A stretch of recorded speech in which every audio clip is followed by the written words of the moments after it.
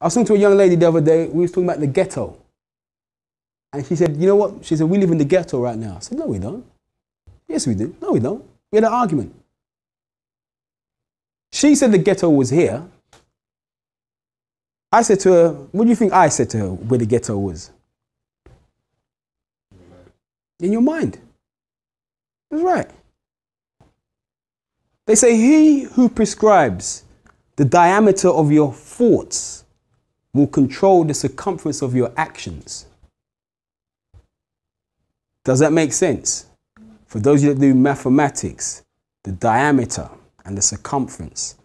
So if you allow your thoughts to be governed by Bobby Schmurder and Cheap and all these little idiots, then don't be at all surprised when you end up on the strip out there thinking that you're in the hood. You understand what I'm saying? Does it make sense? So getting back to my personal journey, then we can go to some little Q&As. So getting back to my personal journey. So when I see these people in my community acting a certain way, I know them and they know me. And they walk their side of the fence and they do what they do. And I walk my side of the fence, I do what I do. You understand what I'm saying? We don't get into conflict. We don't get friction. Because we understand, okay, well, that's what you do. This is what I do. I'm about this thing. I'm about trying to set a different example to some of these younger heads coming up. To let them know that the future is not all about trying to put a ball through a hoop and trying to get a rap contract or get a grime contract or whatever. Them days are finished. Ben Carson. Check up on Ben Carson. I see Ben Carson one time he was on a debate and he wrote a book. I can't remember the title of his book, and he was debating with this guy from the Democratic Party, and the man was criticizing his book. And Ben Carson said, but have you read the book? And I was like, well, no, I haven't read the book. But the title of the book. And Ben Carson was like, have you ever heard the expression, you never judge a book by its... And the guy was like, yes. And he said, and what have you done? You judge my book by its cover. He said, are you silly or something, man? Slap. On primetime TV. I said, Ben Carson is a bad man. Because in politics, what happens is in the world of politics is that you actually don't say what you really want to say. Like, you don't say it directly. You say it in a very coded language. Make sense? So, for example, can I go there, sir? If I said the word phallus cranium, does it mean anything? Yeah? Right. Yeah, you... Yeah? It's about language. It's about language. Oh, you with me now? Yeah, it's about language. So imagine. People are using language which we don't quite understand. It sounds like English, but we don't quite comprehend what it is they're saying.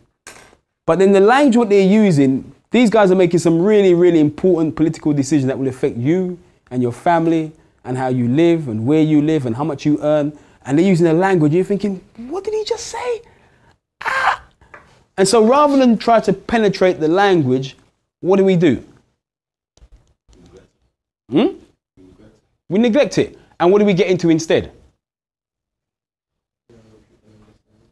Language you can understand, like I love Coco. Yeah, language like that. You can't lie to me, you know. You can't lie to me. I know where you are. I know where you're on. Don't try it with me. Seriously, I know all them boys. So anyway, let's push on. So what happens is that language is something that's used. So politics is really about language and how to use language to get what we need done. It's that simple. I'll give you an example. Bomilly Street, Loughborough Park. Get to Loughborough Junction, right? There's now a crossing at Loughborough Junction. Cole Harbour Lane, Loughborough Road, Hinton Road.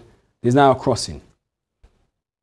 Forever, which means for a long time, right? Forever, there was no crossing at Loughborough Junction.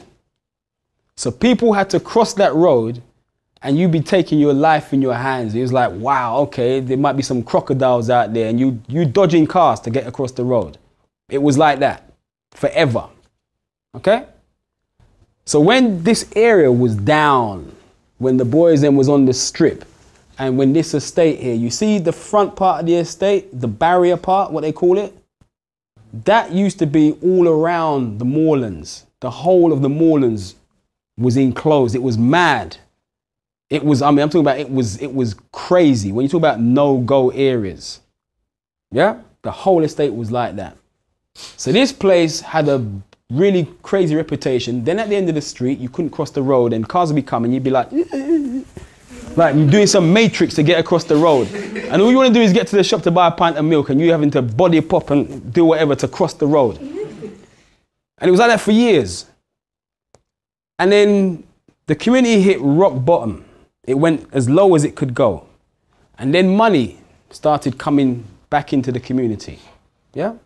People saw a chance for an ROI. Say the word ROI. What do you think that stands for?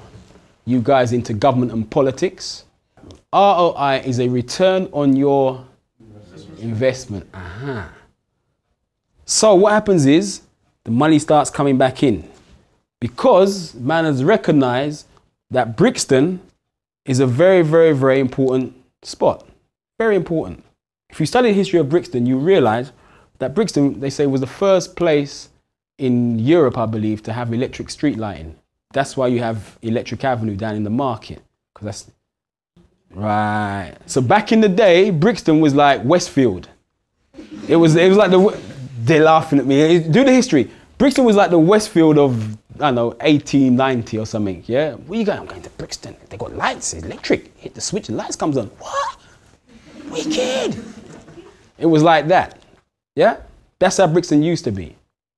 Brixton is served by Loughborough Junction train station. There was also a train station that used to be at the end of this street called East Brixton.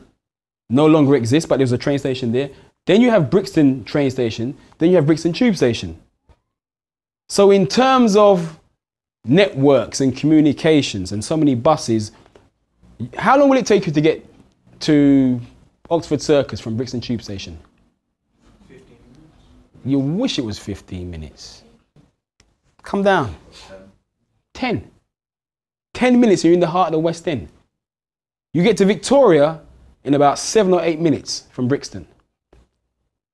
That means that the whole of the south opens up to you. I don't mean the south, no, that rap level. I mean like the south of England where all the rich people live, right? That opens up to you in 7 minutes. Takes you 15 minutes to get to Euston. Simple as that. That means that the whole of England and Scotland is open to you very quickly. 16 minutes to get to King's Cross, St. Pancras. That means you can get the, what's the train that takes you into Europe? Eurostar. So Europe is now at your door 15 minutes away, 20 minutes away. In Brixton, the ghetto, the hood. Look at the houses along Loughborough Park. They might be a bit grubby, but if the money went in, those houses would be worth what? Look at the size of those houses. Look how big those houses are. Those houses originally were built for merchants. And the little basement section and the upstairs, guess who lived in there? Their servants. In Loughborough Park. And right as your house is, backing onto it, you've got a beautiful little park. You've got a train station across your street. Brixton was hot back in the day. Then it went down, it reached the bottom, now it's coming back up again. So when the money starts coming back in, you guys, making it relevant to you, need to be prepared to do what? Pardon me? Take advantage. Say it like you mean it. Take advantage. I mean, say it like you want it. Take advantage. Okay, do you understand what I'm getting at here? Because it doesn't make any sense to glorify ourselves in dysfunctional culture. Glorify the madness. Listen to Bobby Schmurder. Is Bobby Schmurder talking about, yo, you know what? You can become an architect and a brain surgeon. Man, oh man, this town that we're living in is really nice and it's on the up and up. Bobby Schmurder is talking about straight foolishness. Bobby Schmurder's That type of level is keeping you down. So when I said to the young lady about the ghettos existing within our minds, I was talking about the food that you eat, not the McDonald's and the chicken. I'm talking about the mental food that goes down. Yeah? Does it make sense, guys? Are you with me? Have I left anyone behind? Okay, because what I'm doing, I'm breaking it right down to bite-sized pieces so everyone gets it. So once we take off in like the next 30 seconds, you're ready. This is called fasten your seatbelt time. All right? So I'm just making sure that everyone's strapped in. Okay? Right, okay, okay. So, when these advantages that you're going to take full use of land at your door, make sure that you're prepared. Okay? Proper planning prevents poor performance, the 5 Ps. So make sure that you're ready, because when the money starts to flow in, because the local people were never prepared on how to engage with certain systems, what happened? Pardon? They got left out. So, the crossing down the bottom at Loughborough Junction that never existed forever. All of a sudden, new people started to move into the area. Yeah?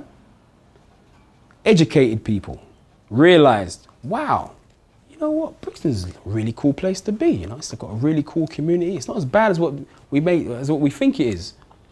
You know, I can get to my office in Soho in 15 minutes. Wow. There's a really cool park there. It's got a nice community. Property's really, really, really, really cheap because nobody wanted to live here. I can get a house in Brixton for like £65,000. Wow. So people move in. And because the people that moved in are more connected in terms of how they see themselves, the first thing they do is that they form an organization. Follow what I'm saying to you guys. Yeah? And the organization aim is to improve centre of Brixton, Loughborough Junction in particular. And the first thing they identified was what? What was lacking in Loughborough Junction? What would make a real difference to the quality of people's lives? A crossing. Simple things. Not diamond rims that spin around backwards on your car. Yeah? Not who could twerk the best at the bus stop. Not who could sell the most crack and go to jail and get the biggest muscles and come out with the most tattoos. They realised that what would make a real difference to the people of Loughborough Junction would be a simple zebra crossing. That was it. And because these people understood the art of getting things done, they got together, and guess how long it took them to get a zebra crossing, a crossing put in Loughborough Junction? Have a guess. It took them like a couple of weeks. Blam, it was done. They just contacted the right people. They knew who to speak to. They knew the right architects and the town planners. And they made some calls. They contacted local councillors. They contacted the local council. They write a couple of letters to the local newspaper. It makes sense. Before you know it, bam, crossing was there.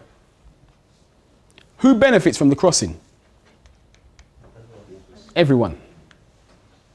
Everybody benefits. But who put the work in to make the crossing happen? No. Commuters outside the bookies down there, smoking weed on the corner. I know them. You can't tell me about them boys. I know them. I grow with them guys. It wasn't the community that done it. It was this little group of people that came together that had, and they had some of this, but that wasn't important. That wasn't important. This was what was important. Politics, the art of getting things done.